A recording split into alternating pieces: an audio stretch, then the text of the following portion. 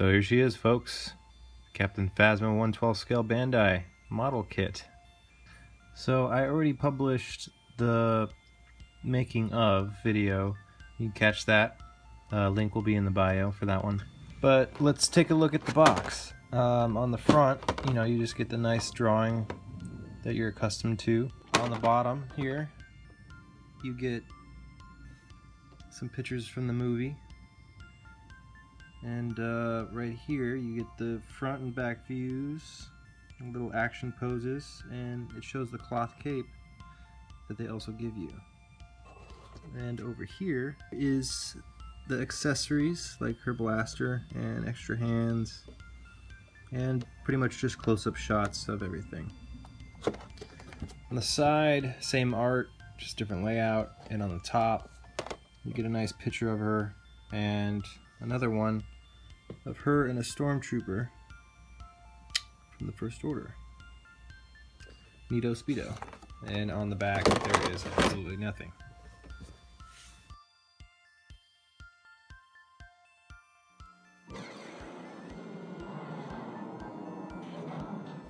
Here she is, folks. Damn, she's shiny. Looking good. I have here the cloth cape on her. One of the options they give you. I find it to be better than the big bulky plastic one they give you. The build is fairly easy. I would say very quick, but I was messing around with some stop motion, and it made it a little bit longer than it should have been to make. I could see somebody blasting through this in about an hour tops. What I like about this figure is this right here, the sticker sheet. Look how tiny that thing is. Yeah, she doesn't need much stickers or painting to look pretty good. The one thing that does stand out, maybe her fingers. They're supposed to be kind of two-toned with the chrome and black gloves, kind of Daft Punkish. So as you know, this is a model kit, so pieces are relatively loose. She poses quite nicely, but I do find sometimes her arm falls out. It just might be a loose rubber. See, like that easy came right out. But it's supposed to, I mean, it's built from the ground up, so it's not a big deal when stuff falls out. It's kind of tough to see in there. I don't know if it's just the, there you go. Perfecto.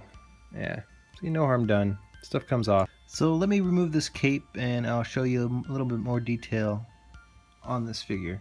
And I'll show you how they attach the cape, which comes off quite nicely and easily. See right here, you just basically fold it together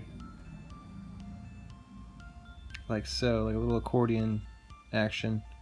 And you do add, this red strip is a sticker, but it's got a slight texture to it, and it helps the sticker attach without wanting to rip off easily. I mean, look at that. I could bend it, twist it. It's good. It's good to go. It's good to stay. I like it. On the figure itself, without the head on, let me put it back on. Nice little snap-on. Yeah, she's ready for a Daft Punk concert. That's definitely true. So let's just take a look at her right now. So she's got a nice little neck joint, back and forth action for that snappy, witty comeback. Head turns all the way around, comes off easily. It wasn't that hard, but comes off easily, relatively. Snaps on. Good for when you're swapping out capes, if you ever do that. Everything moves quite nicely all the way around, as you can see. You got a nice double elbow joint right there. Her shoulder pads can move slightly up and down if you have her arms in the right spot. Give her like a little special Gundam look. Yeah, but nah. Her hands are swappable. I'll show you the other ones in a sec. She's got a nice little ab crunch going. Just enough. I mean, she's wearing armor. She does swivel at the waist. And with her legs, they do turn in pretty well, all the way to hitting the armor. She can get a nice high kick out of it. She has a double knee joint on each side. Nothing in her calf, no twisting. But she's got good range of motion in her foot, but no toe joint, which you usually don't get for these models. But yeah, when you're moving this thing around, these tend to like to wiggle a lot. They're only held on by one little peg, little tiny peg, and this one little hole. You see that? Yeah, these guys. I wish they did a little bit better connections. This one's a giant peg, and then you got a little giant hole. It clips right in there. I guess you could maybe cement it with some glue, but at least this thing's not falling off on the back. A little tube. Oh, look at that. She's falling apart. It's a model kit, so it's going to do that. Very easy. I've built a few of these, and they're all, you know, a little loose.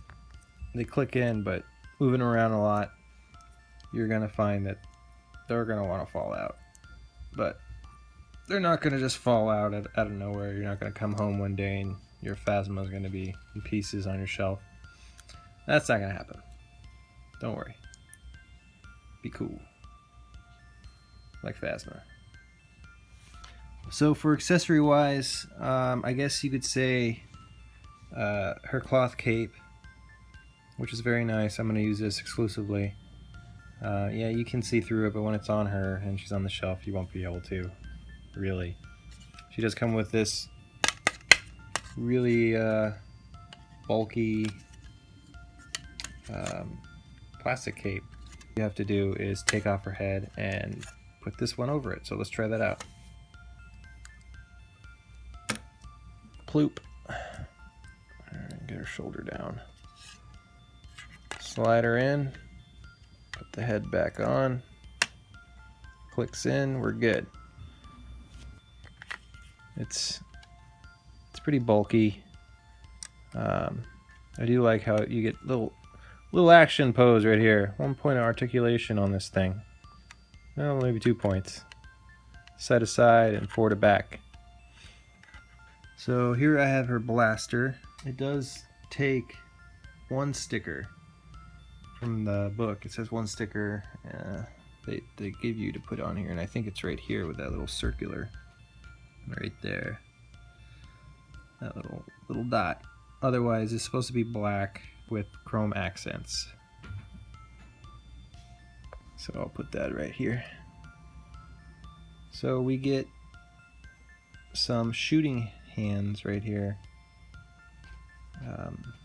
Here's one of them. Here's the other one. Left and rights if you want.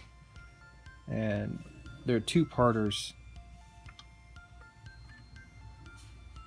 One for the one side of the gun and the other one.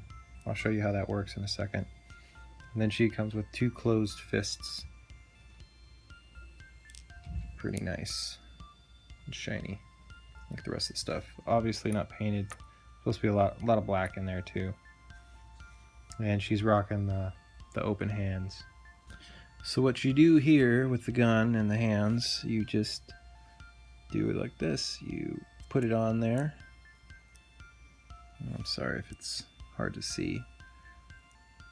It's a little tough to do, but you basically just put the model kit together with the gun on there.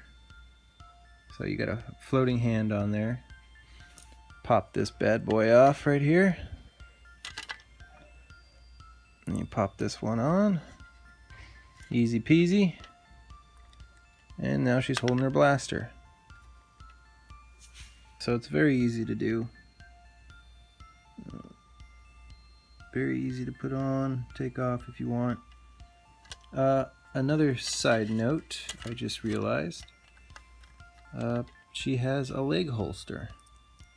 The gun comes with 2 pegs, here and here. Sorry, it's a little blurry. Let's see if I can fix that. Might be too close. Yeah, those 2 pegs right there. Here and here.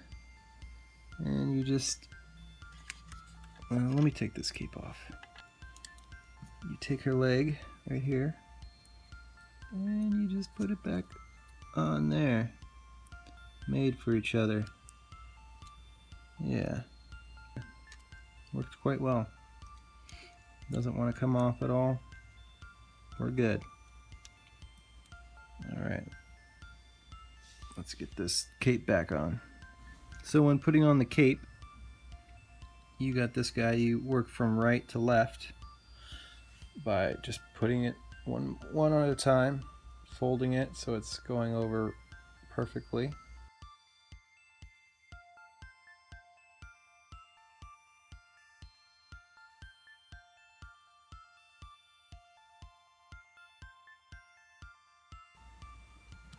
And you pop her helmet on, seals the deal.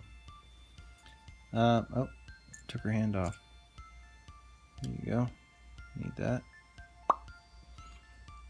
And yeah, there it is. Captain Phasma. Looking tight as shit. So, I can't really do a comparison because I never picked up any of the Black Series Phasmas. I had a hard time finding them, like many of you out there, unless you're one of those hardcore collectors. And I didn't want to pay over MSRP for it because, you know, Black Series kind of lets me down. But I did buy a Kylo Ren, and for a size comparison with Black Series Kylo, I think it's pretty good. I know she's supposed to be really fucking tall, and he's tall too. But I'm glad that she's slightly taller. Oh, maybe more than slightly. The hood hides a lot. But yeah, she looks good with them. And I did pick up the Darth Vader made by Bandai model kits. And it's safe to say that they're about the same height. Maybe her helmet lines up with the top of his quite well. I know they're a little hard to see, being all these levers of black leather. But yeah, and here's the Bandai model kit C-3PO for a shine comparison. So these guys look pretty damn good, I have to say. Nice little Star Wars family collection I'm starting. So overall, this Captain Phasma is rad, I would say, for lack of a better word. She's rad as cuss. She looks amazing. Articulation's on point. And I mean, she doesn't come with a lot of accessories, a couple of extra hands, but she didn't need it. I didn't see her do anything else in the movie with a grappling hook or a backpack or whatever. She just looks shiny and sharp as hell. So, and that's what this looks like. Shiny and sharp as hell. Oh, don't fall over.